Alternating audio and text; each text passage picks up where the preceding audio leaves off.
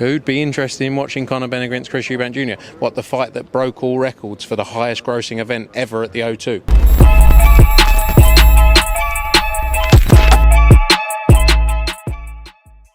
Pro boxing fans here in not so sunny Sheffield. It looks like it might start raining, but Frank, you've insisted to do this outside, so let's do it outside. I didn't want your hair to get wet, that's the reason why. No, it's got so much hair gel and hairspray, it can't move, mate, so I'm fine.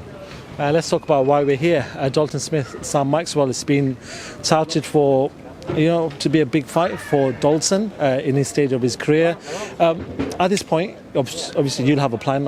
I know the fighters don't like to talk about fights going forward, but what's the plan for Dalton after this, providing he wins on Saturday night? Look, he's fully focused, obviously, on Saturday night's fight. Sam Maxwell's not an easy test for him. He's got to go in there and he's got to deliver a big performance. I believe he will do. I believe he looks in great shape in training. He's looked unbelievable.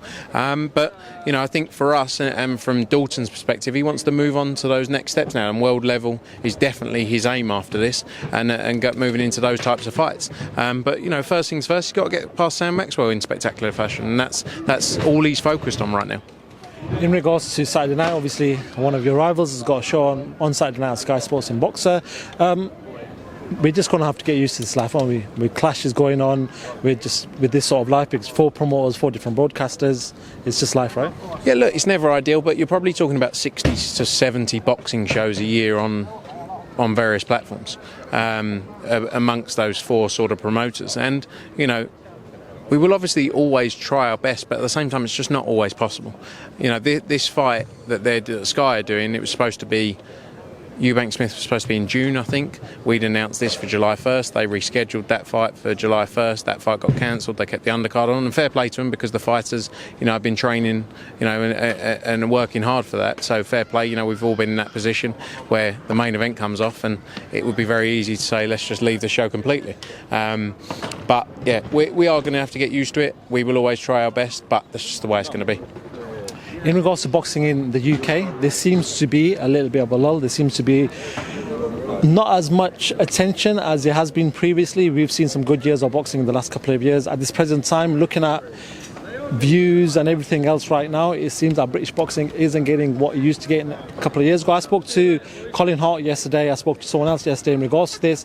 They said there's 4 promoters, 4 broadcasters in the UK. Nobody's willing to match each other's fight rate with each other.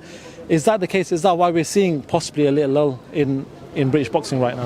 Look, I don't believe so. I think we're working on a big schedule towards the end of December with some massive fights to take place in the UK. Lots of work still to be done, but we're moving in the right direction. I think with all sports, everything, there's always going to be times where bigger shows are delivered, smaller shows, but I'm very confident with the schedule we're working through to December. You're going to see some big nights and some exciting nights for British fight fans. Talking about big nights, Anthony Joshua's one of the biggest stars you've got. I don't want to really talk much about the Dillian Whyte stuff, because we know that could change at any point within the next 24 hours. Eddie's saying in an interview yesterday that it's possibly Dillian Whyte by Saturday. If not, we've got 2 other opponents, which is fine. Just the latest, have you spoke to Eddie about what's going on with the Saudis? I know they've come down to talk about the Deontay Wilder fight. What's the latest in regards to that? Yeah, look, we were with them last night in London, working on a plan. I'm very confident. We've had great relationships with Skill Challenge and Prince Khalid for many years now.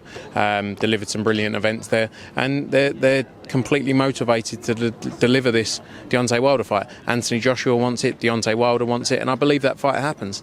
Still work to be done, but I'm very confident we get that over the line. And it's a massive fight. It's a fight that's been called for a long, long time. It's a shame it didn't happen when they had belts, but regardless, I think the sport is changing and evolving where the belts don't mean everything. It's about the fights. It's about the fighters being in the biggest fights. We saw it with Ryan Garcia and Tank.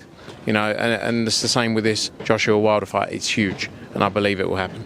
Do you think there's any legs in Andy Ruiz talking to Wilder? Because that's a very dangerous fight for him to be taken before a potential fight with Anthony Joshua. I think it's unlikely. I've seen many of the discussions, but I just don't think the numbers are going to stack up for it. And I think. I think our focus is Anthony Joshua. We're obviously not in the Andy Ruiz or Deontay Wilder business, so that's our focus right now. But let's see. There's a lot of talk about the Andy Ruiz fight, but I don't see it happening.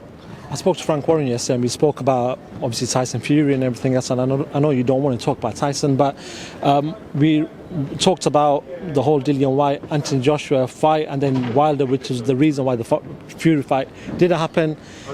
I asked him, "Are you frustrated with the whole situation because you sent over an offer?" And obviously that fight with Dillian Whyte looks like it might not even happen. He said at that time when the offer was given, at that point Eddie was saying that the fight was signed, the fight was done with Dillian Whyte. At that point when you guys were talking to Tyson, when that offer was sent, was the fight closer? Because from what Frank's saying is, at that point they were told that the fight was done with Dillian Whyte. It's more, I think we've been open about it. It's more been about the Deontay Wilder fight as well later in this year. That's what AJ's got is, he wants that fight. And look, no one can say he's shying away from a challenge by taking the Deontay Wilder fight. So I don't want to go on and back and forth about what they're doing, he's doing, they're doing. They haven't delivered a fight for Tyson Fury so far. That's their job to do. So our focus, we know what we're focused on. Our job is to deliver for Anthony Joshua. Our plan is for him to fight August 12th, as it always has been, and then for him to fight the Deontay Wilder fight in Saudi in December. Conor Benn, Chris Eubank, is that still going to be the 23rd of September? I know, obviously, they've just announced Zhang versus Joyce 2, same date. Are we looking at still the 23rd of September for Conor Benn and Eubank? Yeah, that's the date we're working on with Tottenham Hotspurs. It's the date they're away from home, and have been speaking to them over the last week or so around that. Again, you have to work around so many factors for these types of fights. I know Eddie spoke to George around it and said, look, just so you know, being open, that's the date we're working towards, and it's going to be hard to move. He was very open with it. But look, there's still work to be done on that fight as well. It's not signed, but I'm very confident we can get it over the line.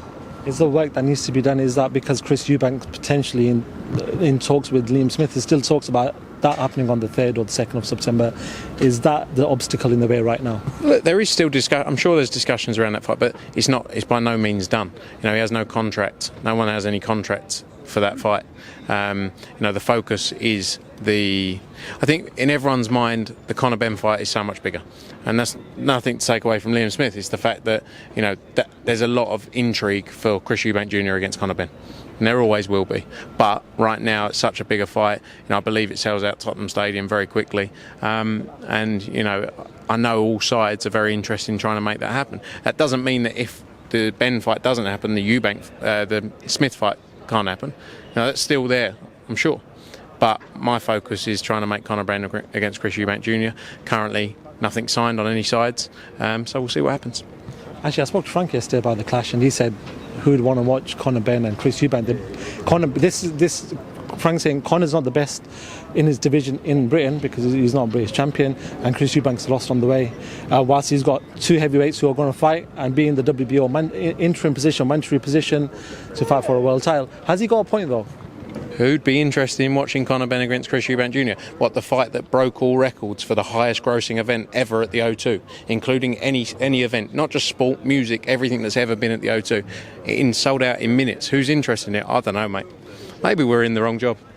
Maybe. Could you imagine if Frank Warren was promoting Eubank against Benn?